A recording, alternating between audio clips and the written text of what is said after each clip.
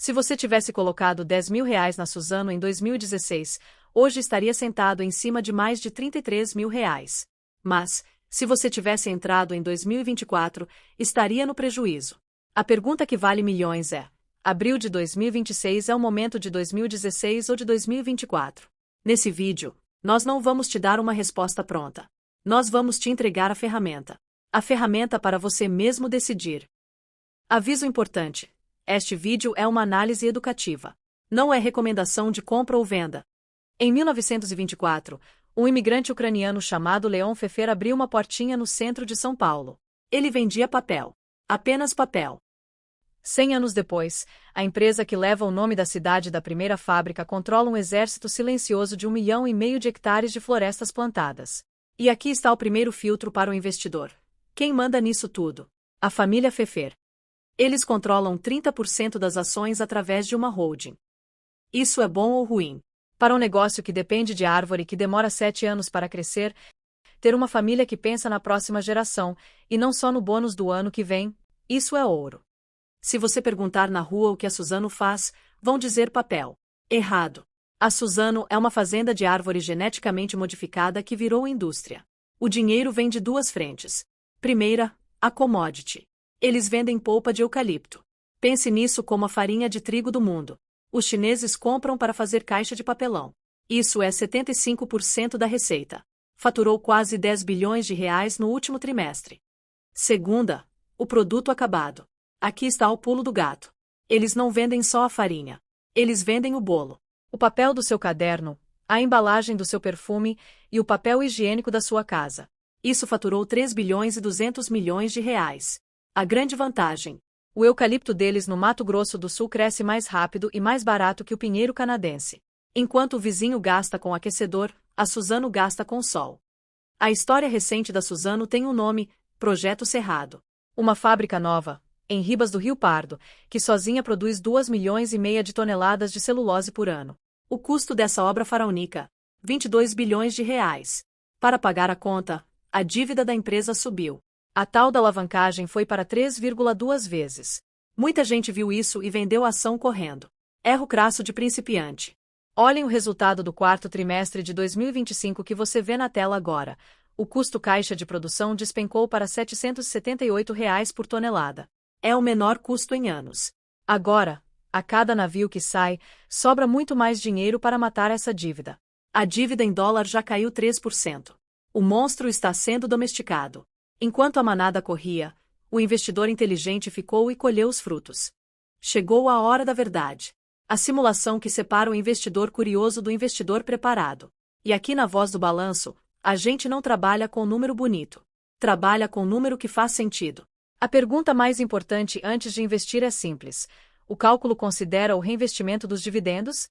Porque é isso que muda completamente o resultado no longo prazo. Vamos imaginar que em abril de 2016 você tinha R$ 1.000 para investir. 4 caminhos estavam na mesa: deixar no CDI, investir no IDIL, comprar ações da Klabin ou investir na Suzano. Em todos os casos de renda variável, cada centavo de dividendos e juros sobre capital próprio foi reinvestido. Agora vamos aos números.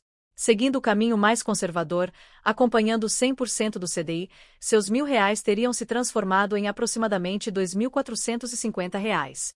Um retorno de cerca de 145%. Esse é o ponto de partida. O mínimo que qualquer investimento em renda variável precisa superar no longo prazo para justificar o risco. Agora, vamos olhar para a renda variável. No IDIL, seus R$ 1.000 teriam se transformado em aproximadamente R$ 3.800. Um retorno de cerca de 280%. Isso mostra a força de uma estratégia diversificada focada em boas pagadoras de dividendos. Na Suzano, seus R$ 1.000 teriam virado aproximadamente R$ 3.200. Um retorno de cerca de 220%. A Suzano gerou valor de uma forma diferente, priorizando crescimento e expansão, reinvestindo boa parte do caixa em projetos estruturantes ao longo dos anos. E a Klabin? Seus R$ 1.000 teriam se transformado em aproximadamente R$ 4.100.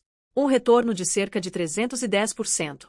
A Klabin combina geração de caixa consistente com distribuição recorrente de proventos.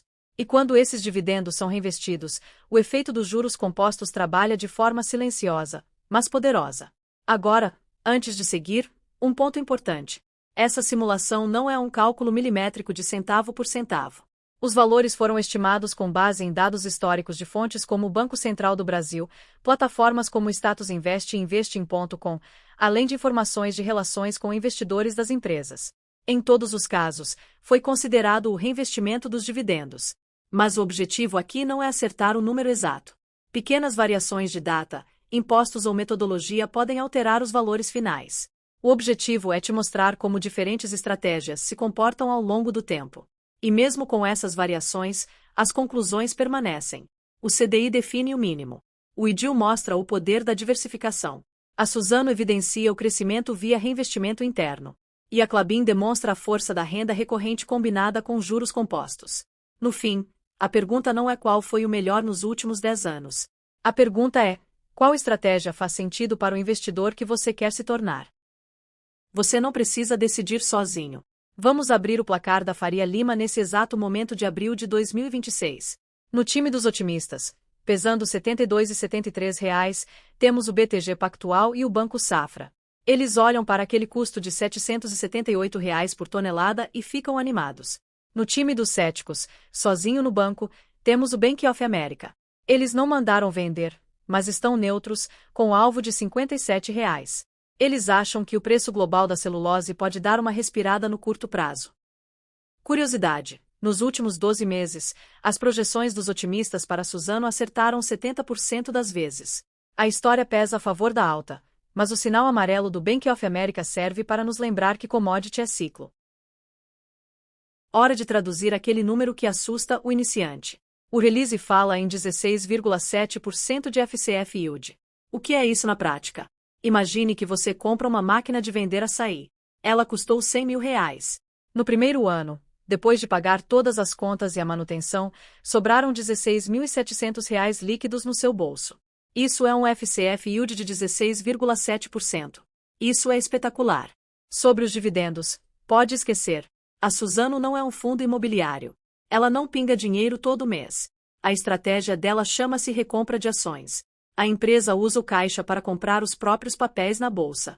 Com menos ações circulando, o seu pedacinho da empresa vale mais. É um jeito inteligente de te pagar sem te fazer pagar imposto de renda. Perfil do investidor ideal: moderado ou agressivo, com estômago de aço e paciência de monge. Se você olhar o home broker todo dia, vai passar mal. Horizonte mínimo: 5 anos. A Suzano não é uma aposta para amanhã. É uma aposta na engenharia genética vegetal e na competitividade brasileira. A história de 100 anos dessa empresa prova que terra, sol e gestão familiar de longo prazo geram fortunas. Reforçando, tudo que falamos aqui é educação financeira. Não é recomendação de investimento. Se inscreva, ative o sininho e acesse a playlist Balanços de Empresas Brasileiras para continuar essa jornada. Até o próximo vídeo.